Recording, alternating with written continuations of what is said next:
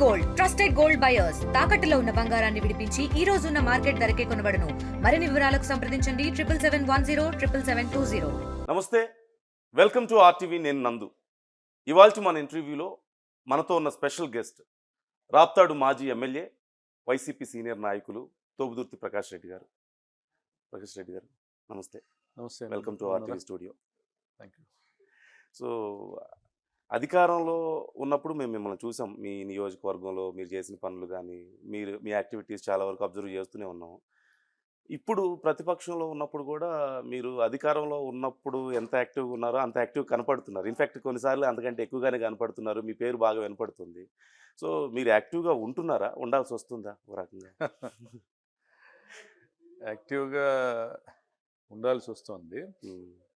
Actually elections అయిన తొలి రోజుల్లో సరే పబ్లిక్ మనల్ని నమ్మలేదో, మనకు ప్రజలపైన ఉన్న ప్రేమను మనం వ్యక్తపరచడంలో ఫెయిల్ అయ్యామో, లేదా మనం పడిన శ్రమను గుర్తించడంలో పొరపాట్లు ఉన్నాయేమో, లేదా ప్రభుత్వం నుండి మనకు అందని సాయానికి ప్రజలు మనల్ని తప్పుపట్టారేమో అనుకున్నాం.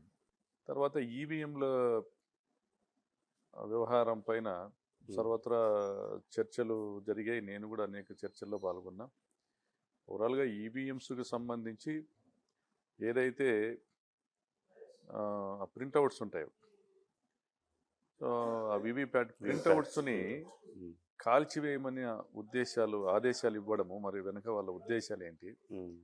108 రోజుల వరకు కూడా ఎలక్షన్ కమిషన్ వెబ్సైట్లో ఆంధ్రప్రదేశ్ రాష్ట్రానికి సంబంధించినటువంటి ఎన్నికల అధికారులు రిలీజ్ చేసేటువంటి ఆ ఫామ్ 17s అవి వెబ్సైట్లో కనపరచకపోవడం ఏంటి? కేవలం ఆంధ్రప్రదేశ్ రాష్ట్రంలో, మిగిలిన రాష్ట్రాలు అన్నీ ఉంచుతూ, అంటే 45 రోజుల్లో కోర్టును అప్రోచ్ చేయాల్సినటువంటి పరిస్థితి ఉండగా అవకాశాన్ని ఎందుకు పోగొట్టారు?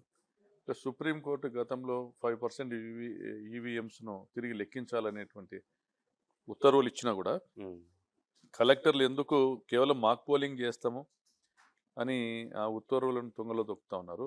వీటన్నిటి వెనుక కుట్ర ఉంది అన్నప్పుడు నిజమేనేమో, ప్రజలు వేసిన ఓటును లెక్కించలేదేమో, వీరు తీసుకొచ్చిన ఈవీఎంస్ ఆ రోజు ఎన్నికల్లో ఉపయోగించిన ఈవీఎంస్ కాదేమో అనేటువంటి అనుమానాలు కూడా కలిగాయి.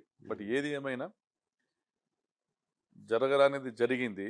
సమయం ఉంది, ఇంకా వెయిట్ చేద్దాం అనుకున్నాం. వెయిట్ చేద్దాం, చాలా ఆర్థికంగా చాలా డ్యామేజ్ అయ్యాం, రిపేర్స్ చేసుకుందాము అనుకునేటువంటి పరిస్థితుల్లో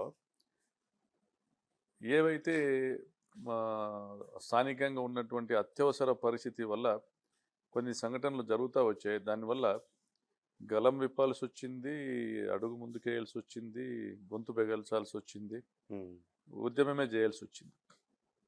మీకు దాదాపుగా మా రాప్తాడు నియోజకవర్గంలో ప్రత్యేకించి కురువ లింగమయ్య హత్య, రాప్తాడులో నారాయణ రెడ్డి సావిత్రమ్మల హత్య, అదేవిధంగా ఏడుగురాలపల్లిలో దళిత మైనర్ బాలిక సామూహిక అత్యాచారము, అదేవిధంగా రామగిరి ఎంపీటీసీల కిడ్నాప్,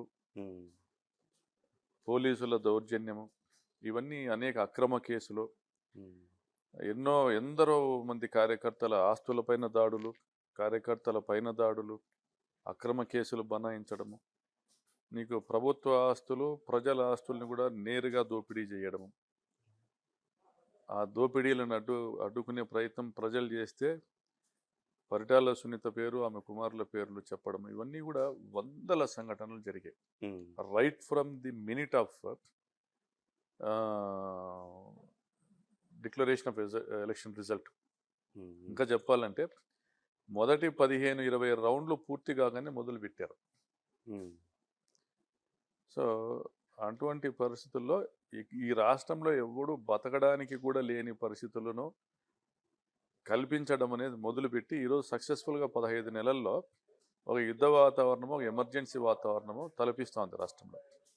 మేము ఏం చేసినా చెల్లుతుంది, మా వాళ్ళు హత్యలు చేస్తారు, దానిపైన మీరు గొంతెత్తితే మీ మీద కేసులు పెడతాం, మా వాళ్ళు సామూహిక అత్యాచారాలు చేస్తారు, దాని మీద మీరు గొంతెత్తితే మీ మీద కేసులు పెడతాం, మేము ఎంపీటీసీని కిడ్నాప్ చేస్తాం, మీరు అడ్డుకోవాలని చూస్తే మీ మీద కేసులు పెడతాం. అంటే ప్రజాస్వామ్య పద్ధతిలో మీరు ప్రజల పక్షాన మీరు పోరాడితే మిమ్మల్ని అరెస్టులు చేస్తాం, కేసులు పెడతాం, నియోజకవర్గాలకు రానిము. ఇది మా రాజ్యం, మా రౌడీ రాజ్యాంగం, మా రెడ్ బుక్ రాజ్యాంగం, మేము ఇలాగే అమలు చేస్తాం అనేటువంటి పద్ధతిలో తెలుగుదేశం పార్టీ రాప్తాడు నియోజకవర్గంలో కాదు రాష్ట్ర వ్యాప్తంగా అలాగే ఉంది. సో అందుకని మీరు ఇంకా తప్పట్లేదంటారా? తప్పట్లేదు. వాళ్ళు దే హ్యావ్ ఇన్వైటెడ్, పిలిచారు, కాలు దువ్వారు, రెడీ అన్నాం. రెండవది, మేమెట్లా వాయిస్ మీతో కలుపుతాము.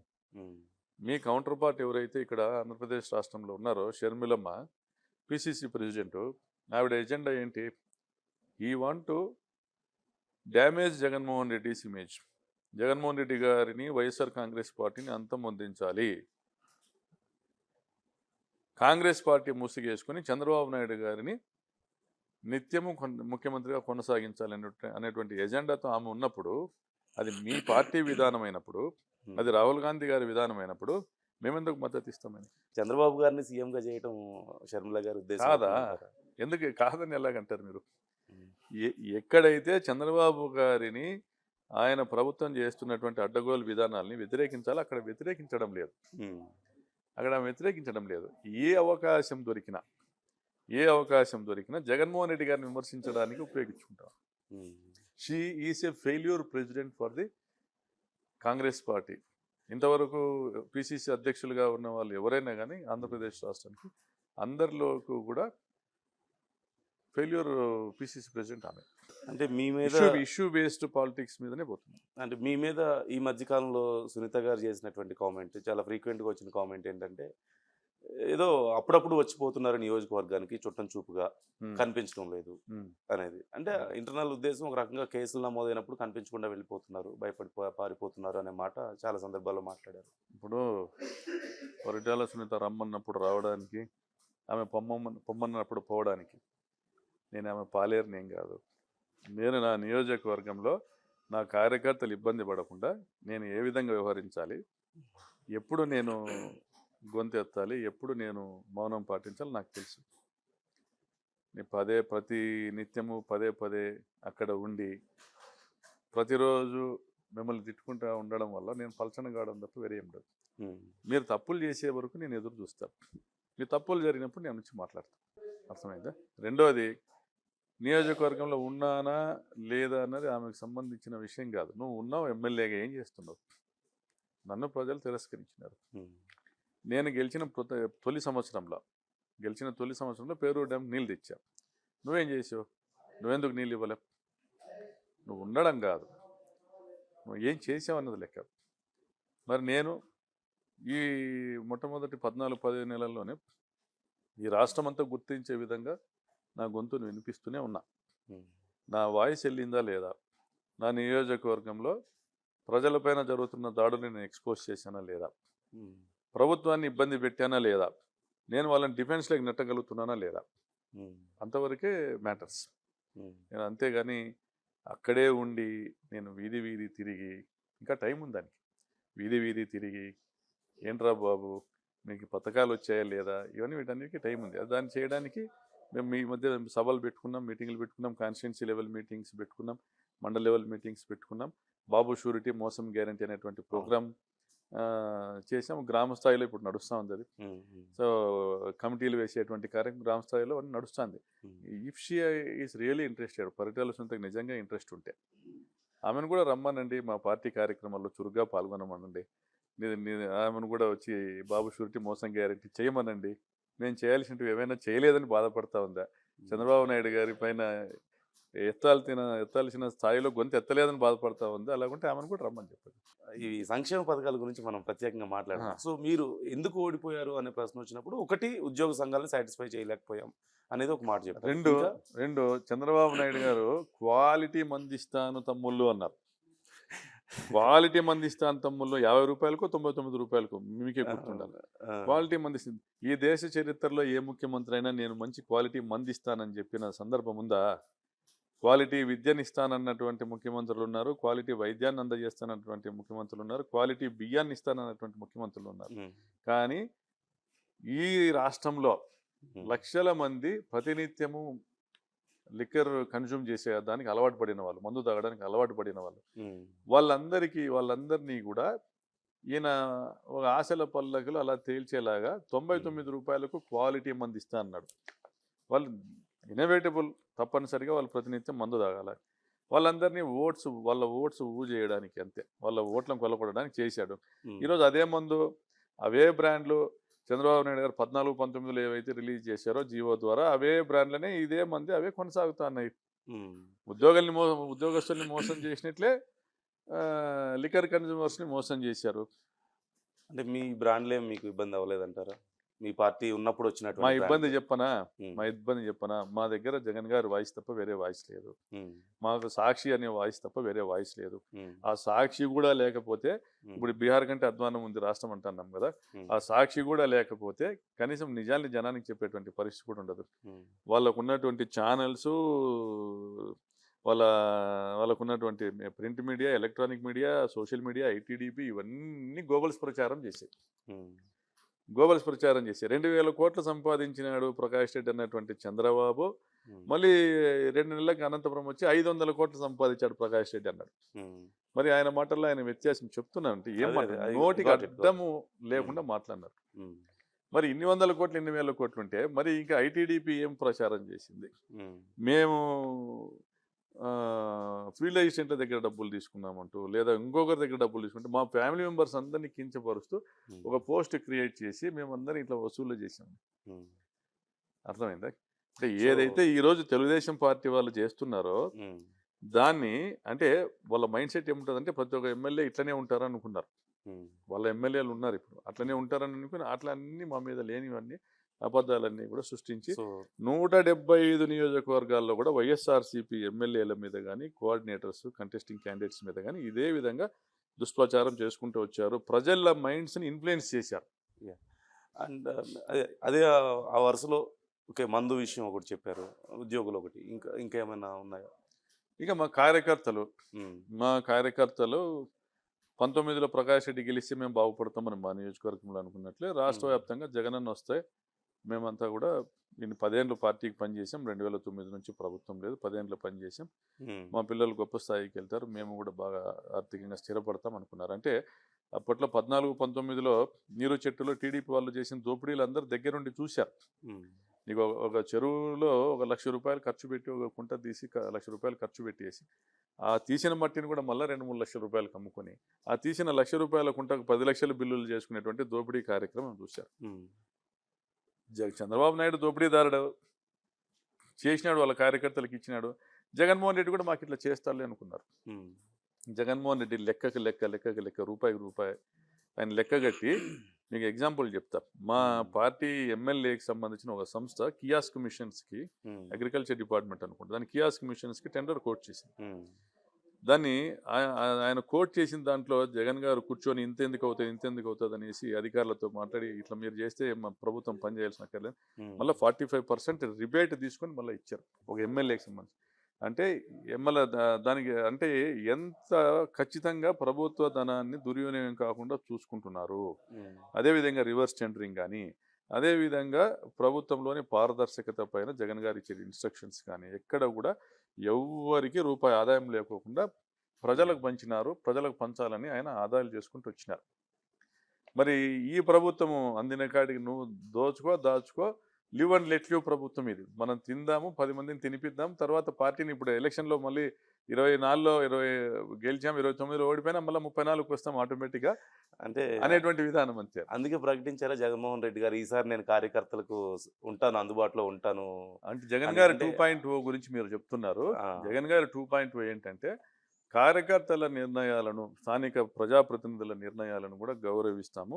ఉమ్, స్థానిక ప్రజాప్రతినిధుల ద్వారా గ్రామాల అభివృద్ధి చేస్తాము. ఉమ్, ఎమ్మెల్యేలకు గౌరవం ఇస్తూనే ఎమ్మెల్యేల ఏదైతే ప్రతిపాదనలకు ప్రభుత్వం పరిశీలన జరిపి దానికి న్యాయం చేస్తూనే స్థానికంగా గ్రామాభివృద్ధి, గ్రామాల నుండి ప్రతి గ్రామానికి ఒక సచివాలయానికి 20 లక్షలు ఇచ్చారు. మన ఎమ్మెల్యేలు వెళ్ళి అలా తిరిగి గడప చేసి 20 లక్షలు ఇచ్చారు. 20 లక్షలతో ఏమీ అవ్వలే. ఉమ్, కొన్ని 20 లక్షల పనులు చేసిన బిల్లులు కావాలని ఎవరు ముందుకు రాలే. ఉమ్, అష్యూరెన్స్ ఇచ్చేసి డిపాజిట్ ఫండ్స్ తోటి పంచాయతీకి ₹1,00,00,000 నిధులు ఇచ్చి గ్రామాల్లో కార్యకర్తలతోటి, సర్పంచ్, ఎంపీటీసీలతోటి డెవలప్మెంట్ చేయించాలనేటువంటి ఒక ఆలోచన ఆయన మనసులోకి వచ్చింది. ఉమ్, అంటే గ్రామ స్వరాజ్యం అనేది గ్రామాలలో ఈరోజు మనం చూస్తున్నామంటే వాలంటీర్ వ్యవస్థ వచ్చింది, సచివాలయ వ్యవస్థ వచ్చింది, ప్రతి ఇంటికి నేరుగా వాలంటీర్లు వెళ్తున్నారు, సచివాలయ ఉద్యోగులు వెళ్తున్నారు, ఎమ్మెల్యేనే వెళ్తున్నాడు అనేది ఏదైతే కీర్తి ఆయనకు వచ్చిందో, అదే విధంగా ఆయనకు ఆ కీర్తి రావడంలో చేసిన త్యాగం కార్యకర్తలది. ఎవరు ఒక 10 మందికి పెన్షన్లు ఇప్పించుకోలేకపోయినారు, 10 మందికి ఇళ్ల స్థలాలు ఇప్పించుకోలేకపోయినా వాళ్ళ రికమెండేషన్ ఏం లేదు ఆడ.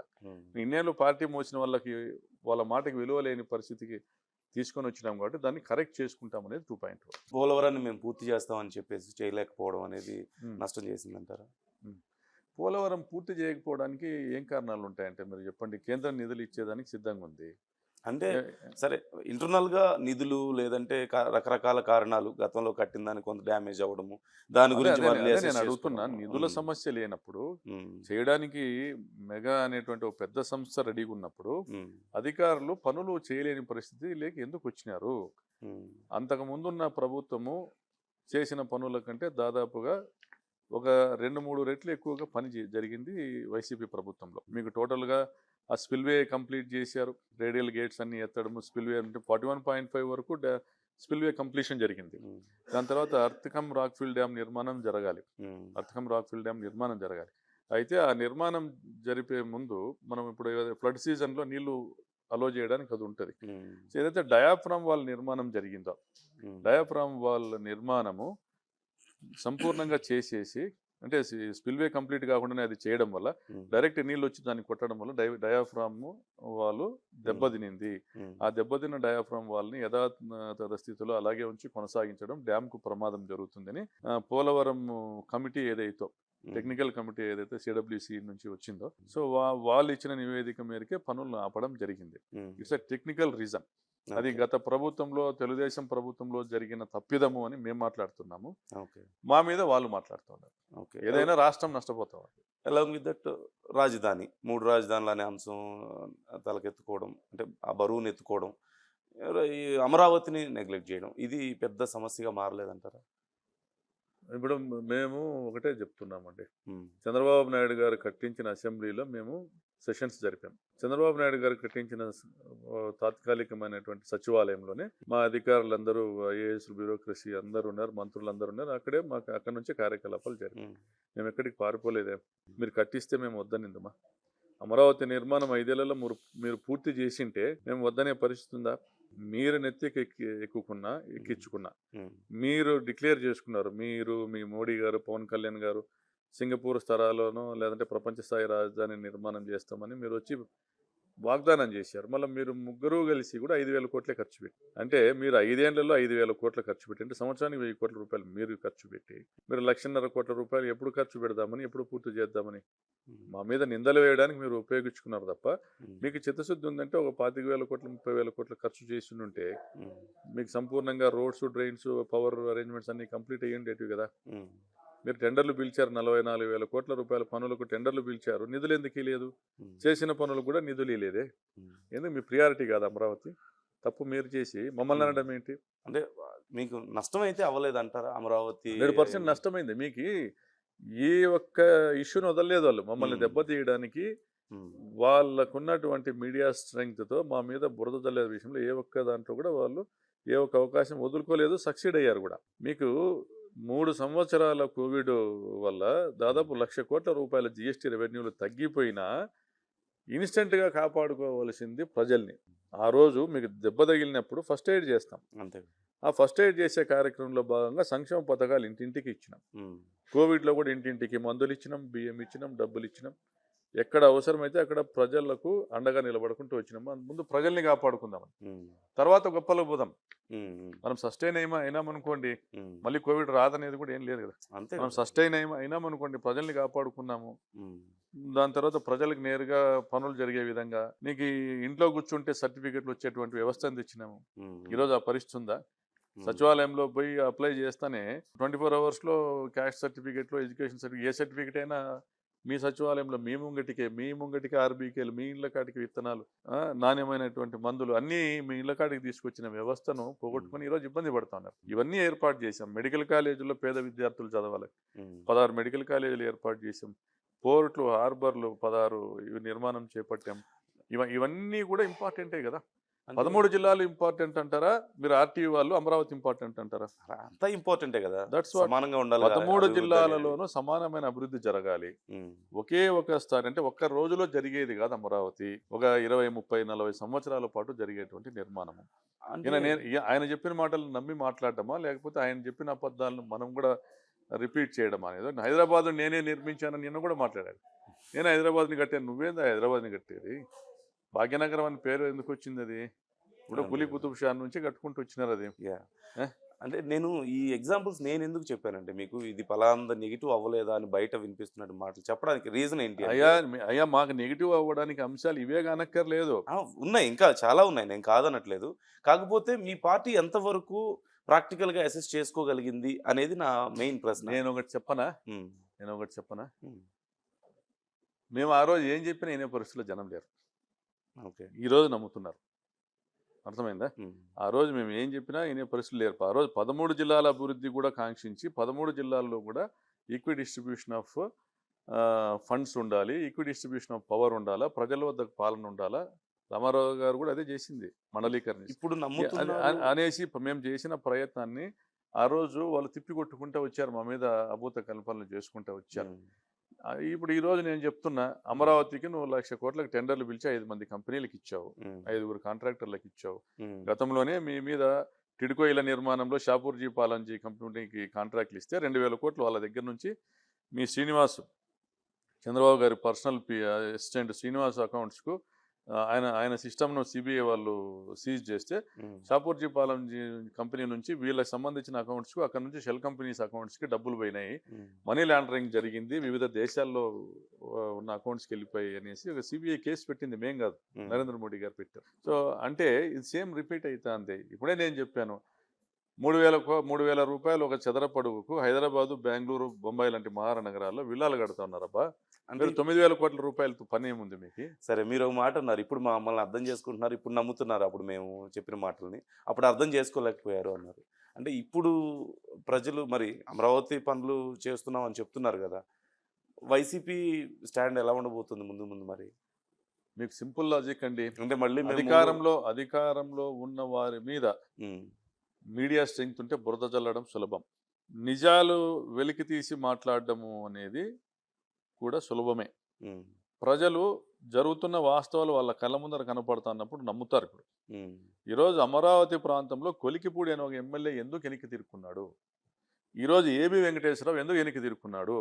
కొలిక్పూడి గారు స్టేట్మెంట్ ఇచ్చారు కదా, అదేం లేదని చెప్పి. ఏం లేదు, అలాగే ఇప్పుడు అలాంటి స్టేట్మెంటు ఈయన అనంతపురం ఎమ్మెల్యే దగ్గుబాటుతో కూడా ఇప్పించారు. అర్థమైందా? కొలికిపూడి గారి స్టేట్మెంట్ మనసులోని మాట, కొలికిపూడి మనసులోని మాట, ఏబి వెంకటేశ్వర గారు మనసులోని మాట. ఉమ్, అమరావతి దోపిడీ నిలయంగా మాట్లాడుతూ ఉన్నారు. మళ్ళీ ఒక 30-40 ఎకరాలు అక్వైర్ చేయడానికి ఎందుకు ప్రయత్నం చేస్తున్నారు? ఉమ్, దాని మీద ఎంత తిరుగుబాటు ఉందో మీకు తెలుసా? Yeah. మీకు నిజంగా రాజధాని నిర్మాణం చేయాలనుకుంటున్నారా, రియల్ ఎస్టేట్ చేయాలనుకుంటున్నారని ఆ ప్రాంత రైతులు అడుగుతున్నారు. వాళ్ళు ఎవరు 1 ఎకరం ఇవ్వడానికి సిద్ధంగా లేరు. ఓకే.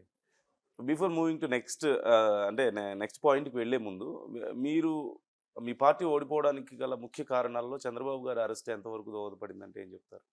సహజమే కదా, ఆయనకు 80 సంవత్సరాల వయసు ఉంది, ఉమ్, తప్పే చేశాడు అనుకుందాము. ఉమ్, ఆయన ప్రభుత్వంలో సంబంధిత ఐఏఎస్ అధికారి ఉమ్, తిరస్కరించిన తర్వాత కూడా ఉమ్, ఆ ఫైల్ మీద క్యాబినెట్ నిర్ణయం కాకుండా ఆయనకు ఉన్నటువంటి విస్తృతమైన నిర్ణయాధికారులను, వీటో పవర్ను ఉపయోగించి మనీ ట్రాన్స్ఫర్కు ఆయన అనుమతించాడు. అంటే స్వయంగా ఆయనే తప్పు చేసినట్లుగా తెల్లమవుతా ఉంది. okay. ఆ డబ్బులు ఏ సంస్థలకు ట్రాన్స్ఫర్ అయ్యాయి? పోనీ అక్కడ జరిగింది ఏమైనా ఉందా? ఒరిగింది ఏమైనా ఉందా? ప్రజలకు No. ఏమీ లేదు. Let me complete. Yeah. ఏమీ లేకపోయినా ఆయన చేశాడు, కనపడతా ఉంది. ఉమ్, కానీ ఉమ్, కానీ ఆయనను అరెస్ట్ చేసి ఉమ్, జైల్లో పెట్టడం వల్ల ప్రజల్లో ఆయన పట్ల సానుభూతి వచ్చే విధంగా ఉమ్, ఆ పార్టీ దాన్ని ఉపయోగించుకోగలిగింది. పవన్ కళ్యాణ్ గారు ఇమ్మీడియట్గా ఆ సందర్భాన్ని ఉపయోగించుకుని వెళ్ళి జైలు దగ్గరికి వెళ్ళడం, ఆయన కలిసే ప్రయత్నం చేయడము, అక్కడ ఆయన అడ్డుకోవడంతో ఆయన రోడ్డు పైన బైఠాయించడం, పండుకోవడం, ఇవన్నీ స్టేట్ వైడ్ మీడియాలో జగన్మోహన్ రెడ్డి ఏదో చేసేస్తా ఉన్నాడు, ఈయన దౌర్జన్యం చేసేస్తా ఉన్నాడు, నిజంగా ఈయన పట్ల ప్రజల్లో వ్యతిరేకత వచ్చిందని భయంతో ఉమ్, చంద్రబాబు నాయుడిని లోపలేస్తా ఉన్నాడు, అడ్డు తొలగించుకుంటా ఉన్నాడు అనే ప్రచారం నమ్మినారు. ఉమ్, ఉమ్, మేము ఎలాగో గెలుస్తాం కదా, ఉమ్, మేము ఎలాగో గెలుస్తాం కదా అతనేమో ఉంటే అతని కేసు పెట్టారు, మీరు నిర్ణయం తీసుకోండి అని కేంద్రానికి రాసేసి, మీరని మా దగ్గర వద్దు, ఈ కేసు మీరే సిబిఐకి తీసుకోండి అని రాసేసి ఉంటే మనది ఏం ఉండేది కాదు. కేంద్రం కూడా వాళ్ళతో పొత్తు పెట్టుకునేది కూడా కాదు అటువంటి పరిస్థితి ఉన్నప్పుడు. సో అది అక్కడ మేము పొరపాటే చేసామనేది నా వ్యక్తిగత అభిప్రాయం.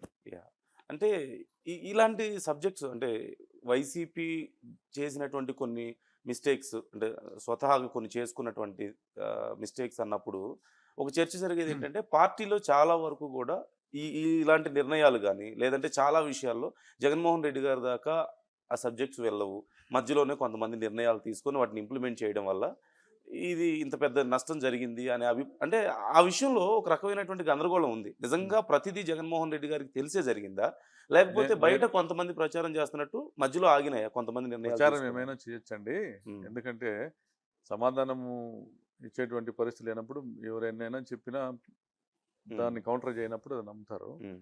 ఎన్నిసార్లు ముఖ్యమంత్రి అయ్యారండి చంద్రబాబు గారు? 95లో మామగారిని దించి ముఖ్యమంత్రి అయ్యారు. 99లో వాజ్పేయి గారు కార్గిల్ యుద్ధంలో గెలిచారు, అప్పుడు అలయన్స్గా ముఖ్యమంత్రి అయ్యారు. 2004లో ఓడిపోయారు, 2009లో ఓడిపోయారు, 14లో ముఖ్యమంత్రి అయ్యారు, మళ్ళీ మొన్న 24లో ముఖ్యమంత్రి అయ్యారు. 40 సంవత్సరాలు రాజకీయ అనుభవం ఉన్న వ్యక్తి, 40 సంవత్సరాలు రాజకీయ అనుభవం ఉన్న వ్యక్తి అనేక తప్పులు చేశారు.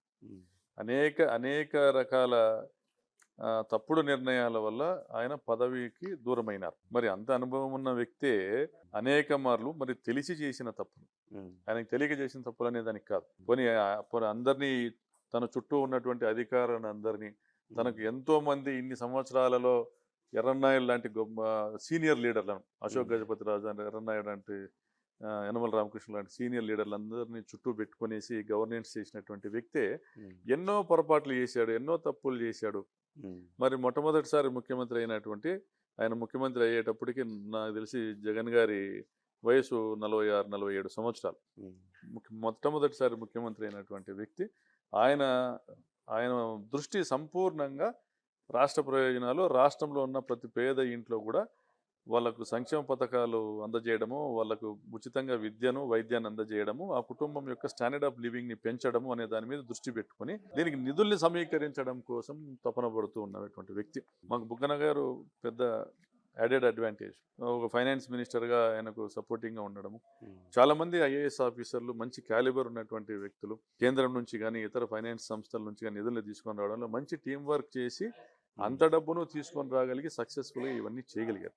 ఇటువంటి క్రమంలో కొన్ని చేయలేకపోయిన మాటను వాస్తవం మేమే ఒప్పుకుంటా ఉన్నాం. మా నియోజకవర్గాల్లో మేము హామీ ఇచ్చినటువంటి 3 రిజర్వాయర్లను పూర్తి చేయలేకపోయినాం. సో ఓవరాల్గా మీరు చెప్పేది ఏంటంటే తెలుసో తెలియకో కొన్ని తప్పులు జరిగిన మాట వాస్తవమే, వాటిని మేము సరిదిద్దుకుంటాం అనేది. నాకు తోపుదుర్తి ప్రకాష్ రెడ్డి రాప్తాడు నియోజకవర్గంలో ఎటువంటి తప్పు కూడా చేయలేదు, పార్టీ పరంగా నేను అనేది ఓవరాల్ వైసీపీ ఎటువంటి తప్పు చేయలేదు. జగనన్న కాలనీలు రాష్ట్ర వ్యాప్తంగా నిర్మాణం జరుగుతున్న జగనన్న కాలనీల వద్ద గార్మెంట్ పరిశ్రమలు తీసుకొని రావాలనేసి ఒక డిపిఆర్ తయారు చేసి ముఖ్యమంత్రి గారికి చూపించాను. ముఖ్యమంత్రి గారు యాక్సెప్ట్ చేశారు, సంబంధిత ఐఏఎస్ అధికారులు చూపించారు, వాళ్ళు కూడా మెచ్చుకున్నారు. దానికోసము జైపూరు, గుర్గాము, తిరుపూరు గార్మెంట్ అసోసియేషన్ల దగ్గరికి వెళ్ళి ఆ కంపెనీలు ఇన్వైట్ చేశాం, చాలామంది వచ్చి సైట్ విజిట్స్ చేశారు. సో ఆ మోడల్ ఇంప్లిమెంటేషన్లో భాగంగా అనంతపురంలో ఆలమూరు వద్ద జగనన్న కాలనీల వద్ద 11 ఎకరాల 75 సెంట్లను గార్మెంట్ ఫ్యాక్టరీస్కి మేము ట్రేడ్ ప్రమోషన్ కార్పొరేషన్ ద్వారా గార్మెంట్ ఫ్యాక్టరీ కట్టి ప్లగ్ అండ్ ప్లేలో ఇచ్చే విధంగా కూడా జీవో ఇచ్చాము, ల్యాండ్స్ అలాట్మెంట్ చేశాం. ట్రేడ్ ప్రమోషన్ కార్పొరేషన్ టెండర్లు పిలిచే దశలో ఎలక్షన్ వచ్చింది. సో మా ఉద్దేశము రాష్ట్ర వ్యాప్తంగా ఎక్కడైతే పేదలకు ఇళ్ల నిర్మాణం చేసి ఇస్తున్నామో వాళ్లకు ఉపాధిని కల్పించేటువంటి ఒక మోడల్ ఏదైతే జగన్ గారు తీసుకొచ్చారో దాన్ని ఇంప్లిమెంట్ చేసే ప్రయత్నం చేసామంటే we are for the garment industries, we are not against that. But మేము దాంట్లో మేము డబ్బులు ఆశించడానికి ఏం లేదు, మేమే భూమి ఇచ్చేసి ప్రభుత్వమే ఇచ్చి ప్రభుత్వమే ఫ్యాక్టరీ కట్టిస్తారు, వాళ్ళ మిషన్లు తీసుకొచ్చి ఇక్కడ ఉన్న మహిళలకు ట్రైనింగ్ ఇచ్చి ఎంప్లాయ్మెంట్ ఇస్తారు. అర్థమైందా? రెండోది 1,80,000 ఇళ్ల నిర్మాణం అనేది జగనన్న గారు కట్టిస్తానన్నది కూడా రాష్ట్ర వ్యాప్తంగా పేదలకు మంచి చేసేటువంటి కార్యక్రమం. ఎక్కడ కూడా స్క్వేర్ ఫీట్కి 9,000 రూపాయలు 8,000 రూపాయల నిర్మాణం చేసి దాంట్లో లూటీ చేసే ఆలోచనలు ఎక్కడ లేవు. We are for the public without wasting any exchequer's money. ఎక్కడ మేము జరిగిన తర్వాత మనం వంట చేస్తాము, ఉప్పు ఎక్కువైందో తక్కువైందో రుచి చేస్తే తెలుస్తుంది. మొట్టమొదటిసారి జగన్ గారు సీఎం అయ్యారు. ఓకే. దిగిపోయినాక ఎక్కడ తప్పులు చేసామో చెక్ చేసుకుంటా అన్నాము. ఓకే. మేము దొంగ హామీలు లేకపోయినాం, ఒక తప్పు. ఉమ్. ఉద్యోగులు కోరినట్లుగా వాళ్ళకి జీతాలు పెంచలేకపోయాము, ఇంకోటి తప్పు, ఇంకో 2 తప్పు. మేము కేవలం పేదలకు పథకాలు ఇవ్వడం గురించే దృష్టి పెట్టాము. మేము ఈ రాష్ట్ర ఆదాయాన్ని పెంచడానికి పోర్ట్లను నిర్మాణం చేపట్టాము. ఈ రాష్ట్రంలోని ప్రతి కుటుంబానికి ప్రభుత్వం దగ్గరగా వెళ్ళడానికి సచివాలయాలు తీసుకొచ్చాం, ఆర్బీకేలు తెచ్చాం, వెల్నెస్ సెంటర్లు తెచ్చాం.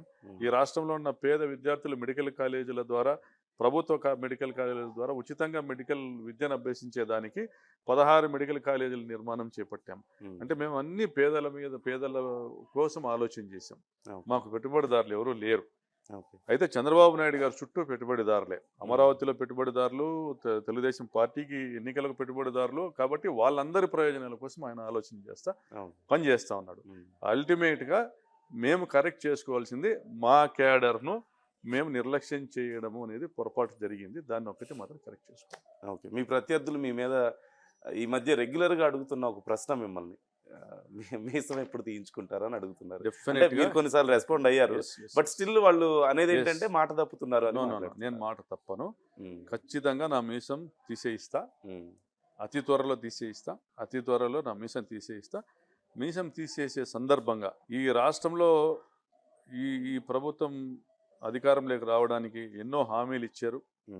మా నియోజకవర్గంలో కూడా తమ్ముళ్లను, బంధువులను అందరినీ ముందర పెట్టుకొని క్రైమ్ చేయిస్తూ వెనకలుండి నడిపించినటువంటి don, lady don Paritala Sunitha గారి నిర్వాకం వల్ల జరిగినటువంటి హత్యలు, మానభంగాలు, నియోజకవర్గంలో జరిగిన దోపిడీలు, అదేవిధంగా రాష్ట్ర వ్యాప్తంగా చంద్రబాబు నాయుడు గారు, లోకేష్ గారు, పవన్ కళ్యాణ్ గారు ఇచ్చిన హామీలు అమలు నోచుకోని పరిస్థితుల్లో ఈ రాష్ట్రంలో జరుగుతున్న నష్టం, వీటన్నిటి గురించి ఒక గంట ప్రసంగిస్తూ నేను నా మీసాలు తీసేయించుకొనేసి మళ్ళీ నేను ఒకటే చెప్తాను. ఆ రోజు కూడా నా ప్రజల్ని నమ్ముకొని నా ప్రజలకు నేను మంచి చేసిన, నా కష్టార్జితాన్ని పేదలకు పంచుకుంటూ వచ్చిన, వాళ్ళని నమ్మాను కాబట్టి వాళ్ళకు నా మీద ఉన్న నా ప్రేమ ఉంది, వాళ్ళకి నా మీద ప్రేమ ఉంది, నమ్మాను కాబట్టి. ఎందుకంటే నాకు వాళ్ళ మీద ప్రేమ ఉంది కాబట్టి నేను ఆ మాట ఆ రోజు అనగలిగాను. అది నిజం కాదని తేలింది. నిర్ణయించాల్సింది భవిష్యత్తు ప్రజలే అనేసి తప్పనిసరిగా నేను మీసాలు తీయించుకోవడం అనేది జరుగుతుంది. తెలుగుదేశం పార్టీ క్యాడర్ అందరినీ సాటిస్ఫై చేయడం జరుగుతుంది. సో త్వరలో మీరు డేట్ ఫిక్స్ చేయబోతున్నారు? Very shortly. నిజంగా చేయబోతున్నారు? నేను మీసాలు తీసినా కొద్దిగా గ్లామరస్ గానే ఉంటాననేసి నా అభిప్రాయం. యూ లుకింగ్ స్మార్ట్, అందులో డౌట్ లేదు. కానీ కాదు, ఇది నిజంగానే చేయబోతున్నారు? 100%. చాలా మంది ఛాలెంజ్లు చేశారు కానీ ప్రాక్టికల్ గా చేసిన వాళ్ళు ఎవరు లేరు. నేను తోపుదుర్తి ప్రకాష్ రెడ్డి 100కి 100 మాట మీద నిలబడతా చేస్తా. ఓకే. మొత్తానికి పెద్ద సంచలనానికి తెరదీయబోతున్నారు అయితే. అంటే రాజకీయాల్లో ఎవరు ఇలా చేసిన వాళ్ళు లేరు. ఎనీవే, కాంటెంపరీ టాపిక్స్ కొన్ని మాట్లాడదాం సార్. అంటే రాష్ట్ర వ్యాప్తంగా జరుగుతున్నటువంటి విషయాల్లో ముఖ్యంగా మీ ప్రాంతంలో చూసినట్లయితే తాడిపత్రి విషయం చూస్తున్నాం. అవును. ఎందుకని పెద్దారెడ్డి గారికి మిగతా వైసీపీ నాయకులు మద్దతుగా నిలబడలేకపోతున్నారా అక్కడ? అంటే ముందు నుంచి ఒకటి మా పార్టీలో విధానము మేము సరి చేసుకోవాలనో లేదా ఈ మధ్య జగన్ గారికి కూడా నేను చేసిన సూచన ఏంటంటే మేము 14 మంది మేము ఓడిపోయినటువంటి ఎమ్మెల్యేలు కలిసి ఒక వేదిక మీద కూర్చొని మా ప్రత్యర్థులైనటువంటి 14 మంది శాసనసభ్యులను కూడా వాళ్ళు చేస్తున్న పొరపాట్లను కూడా మీడియా ముందర ప్రస్తావించాల్సిన అవసరం ఉంది. మేమందరం ఒక తాటి మీదుగా ఈ జిల్లాలో ప్రజల పక్షాన్ని నిలబడాల్సినటువంటి, పోరాటం చేయాల్సినటువంటి అవసరం ఉంది అని చెప్పాను. మా బాస్ కూడా ఒప్పుకున్నారు, కరెక్టే అని చెప్తుంది. బయటికి రాగానే సజ్జల రామకృష్ణారెడ్డి గారు ఎదురయ్యారు, ఆయన కూడా చెప్పాను, కరెక్టే అన్నారు. ఇప్పుడు నేను అనంతపురంలో నేను నివాసం ఉంటా. మేము దాదాపు 1980 నుంచి ఉంటా. నాతో పాటు విశ్వేశ్వరరెడ్డి గారు కావచ్చు, అనంత వెంకటరామరెడ్డి గారు కావచ్చు, మరి టీడీపీకి సంబంధించి కేశవ్ గారు కావచ్చు, సునీత గారు కావచ్చు, ఇంకా చాలామంది, బహుశా కాలువ శ్రీనివాసులు గారు కానీ, మా సాంబశివారెడ్డి కానీ, అందరూ చాలామంది మేము అనంతపురంలోనే ఉంటాం, జిల్లా కేంద్రం. సో అనంతపురము అందరిదినం, అనంతపురం జిల్లా కేంద్రం అందరిదినం, అక్కడే ఉంటాము.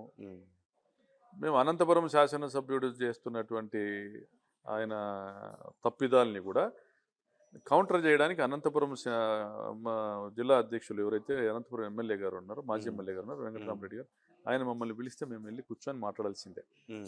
తాడిపత్రిలో ప్రభాకర్ రెడ్డి గారు పెద్దారెడ్డి గారిని నియోజకవర్గంలోకి రానియడంలే. దీని విషయంలో మీరు రండి అందరం కూర్చొని కౌంటర్ చేద్దామంటే మేము వెళ్ళాల్సిందే, చేయాలి. దీనికి పిల్లికి గంట మీరు కట్టేవాడు రెడీగా ఉన్నారు కానీ పైనుంచి పిల్లికి మీకు- గంట కట్టేవాడు కావాలా. నేను మ్మ్. రెడీగా ఉన్నాను. నేను పల్లె రఘునాథ్ రెడ్డి గారి మీదను పుట్టపర్తి ఎమ్మెల్యే పల్లె సుందూర గారి మీద కూడా కౌంటర్ చేశాను. మడకశిర ఎమ్మెల్యే మీద కూడా నేను కౌంటర్ చేశాను. నేను కందికుంట ప్రసాద్ మీద కూడా నేను స్టేట్మెంట్స్ ఇచ్చాను. పరిటాల సునీత మీద మామూలుగా ఇస్తాను. పయ్యావుల కేశవ్ గారిని కూడా విమర్శించాం. మీరు ఫైనాన్స్ మినిస్టర్గా ఈ జిల్లాకు వచ్చినారు, మాకు ఒక అదృష్టము. మీరు ఈ జిల్లాకు కావాల్సిన నిధులు తీసుకొని రండి మా ప్రభుత్వం. ఏమి నేను కామెంట్ చేయను. నేను జగన్మోహన్ రెడ్డి సైనికుడిని. జగన్మోహన్ రెడ్డి ఏం ఆదిస్తే అది చేసేవాడిని, ఆదేశిస్తే అది చేసేవాడిని. నాకేముంటుంది? నేను ఈ పక్కనే ఉన్నటువంటి ధర్మవరం కాన్స్టిట్యున్సీలోని పరిటాల శ్రీరామ్ అక్కడ ఇన్ఛార్జ్ ఉన్నాడు టీడీపీ. అతన్ని కూడా అనేక మార్లు విమర్శ చేశారు. అక్కడ అతను చేస్తున్న దౌర్జన్యాలు, దాడులు, వసూళ్ల పైన కూడా ప్రెస్ స్టేట్మెంట్లు ఇచ్చాను. మా నియోజకవర్గ సభల్లో, సమావేశాల్లో కూడా ప్రస్తావించాం. సో ఈ జిల్లాలో ఎక్కడ అన్యాయం జరిగినా గొంతెత్తడానికి నేను సిద్ధంగా ఉన్నా. హిందూపురంలో గ్యాంగ్ రేప్ జరిగితే కూడా దాని మీద వాయిస్ రేస్ చేసి, ఎక్కడ కూడా బాలకృష్ణ మీద కూడా అనేక సార్లు స్పందించారు. మీరు చాలా విషయాలు మాట్లాడతాం ఖచ్చితంగా. మనకి ముందర అన్యాయం జరుగుతాండి మాట్లాడకపోతే మనకెందుకు నోరు? రాజకీయాల్లో మాదిరి బతకడం అవసరమా? మనం లీడర్లు అవుతామా? పెద్దారెడ్డి కలిసి వస్తే కలుపుకుంటాము. పెద్దారెడ్డి రాపా కూర్చొని ప్రెస్ మీట్ ఇద్దామంటే ఇద్దాం. ఓకే. సో మీరు పెద్దారెడ్డి గారు పిలవాలి, లేదంటే మీ అధిష్టానం ప్రెసిడెంట్ ఉన్నాడు కదా అనంత ఆ. వెంకటరామరెడ్డి. అదేలేండి. అనంత వెంకటరామరెడ్డి గారు సీనియర్, మా కుటుంబానికి చాలా సన్నిహితులు.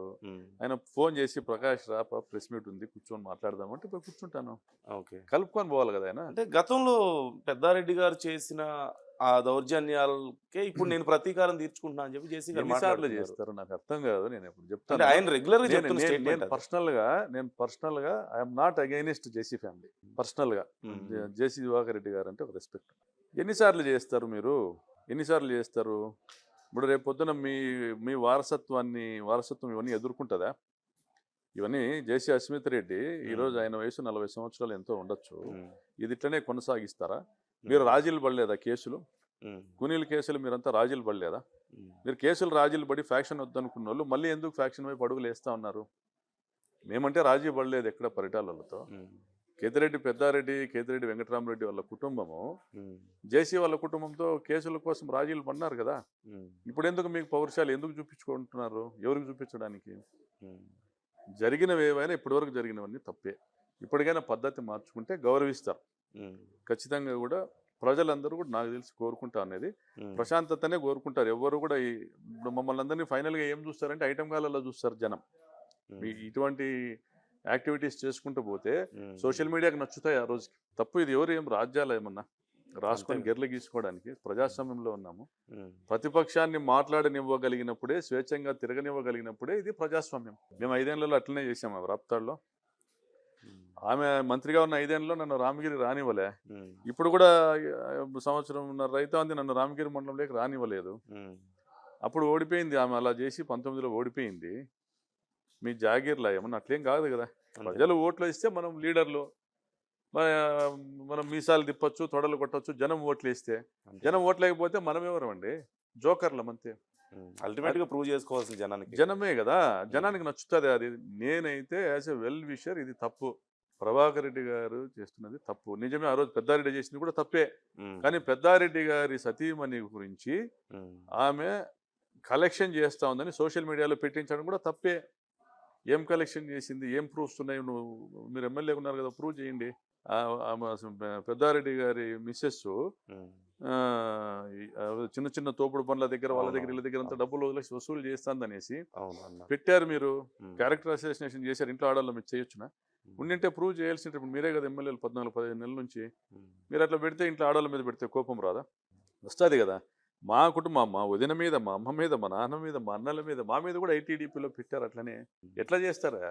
మేము త్యాగాలు చేస్తున్నామా? రాజకీయాల్లోకి వచ్చిన వాళ్ళము. We are sacrificing our time, our energies, our calibre and capabilities. మేము సొంతంగా డబ్బులు సంపాదించుకునేటువంటి వ్యాపారాల్లో ఉండి అవన్నీ వదులుకొని ప్రజల కోసం పని చేస్తున్నాము. ఎట్లా క్యారెక్టర్ అసాసినేషన్ చేస్తారు? ఎవరు చేసినా తప్పే. పెద్దారెడ్డి ఫ్యామిలీకు డబ్బులు ఉన్నాయి, ఆర్థికంగానే బాగానే ఉన్నారు. జేసీ వాళ్ళ ఫ్యామిలీ కూడా బాగానే ఉన్నారు.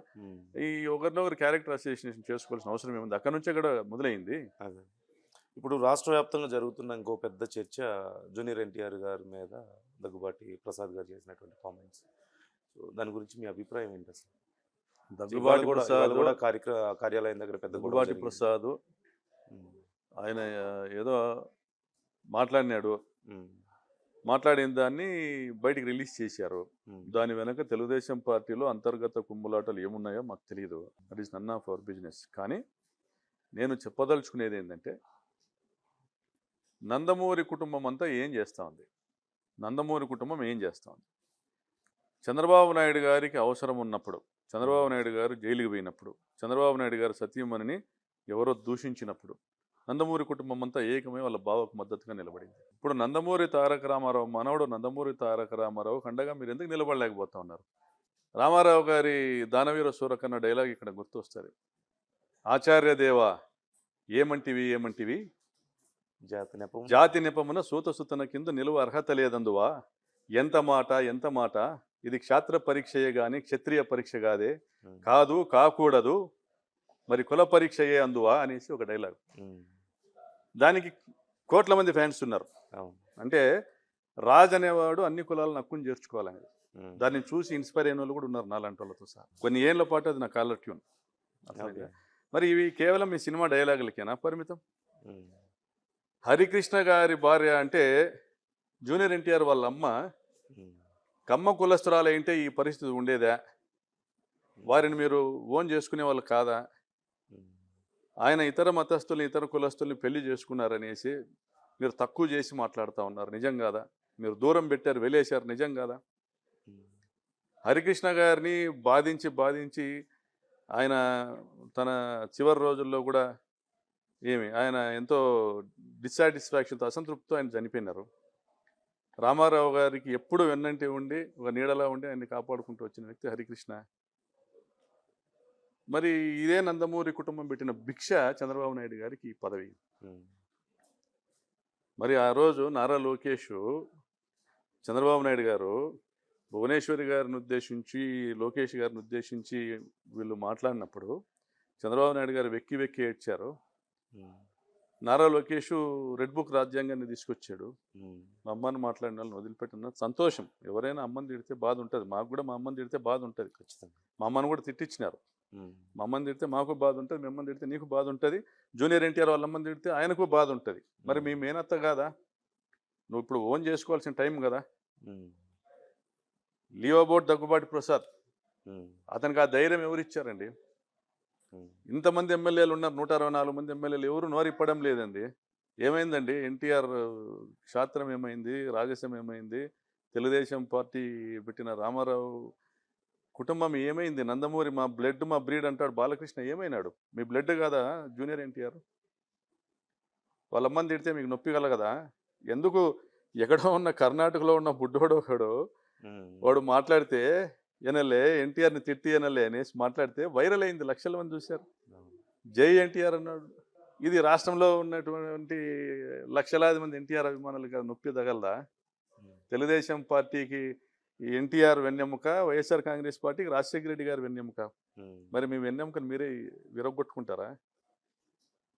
కలుపుకొని పోవాలన్నా బంధువులు అన్నాక ఉమ్, 100 ఉంటాయి, కలుపుకొని పోవాలా. పెద్ద మనిషిగా 80 ఏళ్ళ వృద్ధునిగా చంద్రబాబు నాయుడు గారు ఇలా కుటుంబ సభ్యులందరూ వాళ్ళ ఇంటికి పోయి మాట్లాడి, ఆమెను మాట్లాడి జూనియర్ ఎన్టీఆర్ పిలిచి కలుపుకుంటే తెలుగుదేశం పార్టీ ఉంటుంది రాబోయే రోజుల్లో. ఉమ్, లేకపోతే వీళ్ళకి పదవులు ఉన్నాయి కాబట్టి ఈరోజు లోకేష్ యొక్క మెప్పు కోసము, చంద్రబాబు నాయుడు గారు మెప్పు కోసము ఇంకోరు కూడా మాట్లాడతారు ఇంకొకరు కూడా. నేను అసలు ఎందుకు జూనియర్ ఎన్టీఆర్ని మాట్లాడారు? తిడితే నాకు మంత్రి పదవి వస్తుంది అనుకుంటే ఇంకో ఎమ్మెల్యే కూడా మాట్లాడతాడు. అందుకోసం మాట్లాడారంటారు. ఎందుకోసం మాట్లాడారో అతను మాట్లాడాడు. ఉమ్, అతను ఏ కండిషన్లో మాట్లాడాడో కూడా తెలియదు, మాట్లాడాడు. దీన్ని ఖండించాల్సిన అవసరం ఉంది. దీన్ని ఎక్స్పోజ్ చేసిన వానిపైన చర్యలు తీసుకోవాలా. ఉమ్, అతను ప్రైవేట్లో మాట్లాడాడు, ఉమ్, ఎక్స్పోజ్ చేసింది ఎవరు? చర్యలు తీసుకోవాలా. ఉమ్, ఇప్పుడు జూనియర్ ఎన్టీఆర్ ఫ్యాన్స్ ఉన్నారు, ఉమ్, జూనియర్ ఎన్టీఆర్ ఫ్యాన్స్ వాళ్ళు దీన్ని తీసిపోయి మాకు ఈ రాష్ట్రంలో ఎక్కడ ప్రెస్ మీట్లు పెట్టుకోవడానికి పర్మిషన్ ఇవ్వట్లేదు అనేసి నరేంద్ర అనేసి మా కాన్స్టిట్యున్సీ పరిటాల చిన్న అనుకోడు, ఉమ్, ఆయన ప్రెస్ మీట్ పెట్టాడు. ఆంధ్రప్రదేశ్ రాష్ట్రంలో మాకు ఎక్కడ ప్రెస్ మీట్ పెట్టుకునే స్వేచ్ఛను కూడా కల్పించడం లేదు అంటే ఒక సెబటేజు, ఒక జూనియర్ ఎన్టీఆర్ పైన, ఆ కుటుంబం పైన ఒక అణచివేత జరుగుతుందనేసి ఆయన మాటల్లో ఎక్స్పోజ్ అయ్యింది. ఉమ్, సో అది దాన్ని తీసుకొని వచ్చి పరిటాల సునీతకు శ్రీరామ్కు తెలియకుండానే వీళ్ళు ప్రెస్ మీట్ పెట్టారా, వీళ్ళంతా ఏదో వర్గం కడతా ఉన్నారు అనేటువంటిది సోషల్ మీడియాలో చర్చ కూడా వచ్చింది. ఇదంతా కూడా సబ్జెక్ట్ ఆఫ్ డిస్కషనే కాదు. ఎట్లా మాట్లాడినారో మాట్లాడినారు తప్పు, మనమంతా ఒక కుటుంబము, బావ బామోర్దలం అనేసి వీళ్ళు పోయి కలుపుకొని పోవాల్సిన అవసరం అయితే ఉంది. ఇది అక్కడికి ఎండ్ అవుతుంది. లేకపోతే ఇది ఇట్లనే రగులుతూ ఉంటుంది.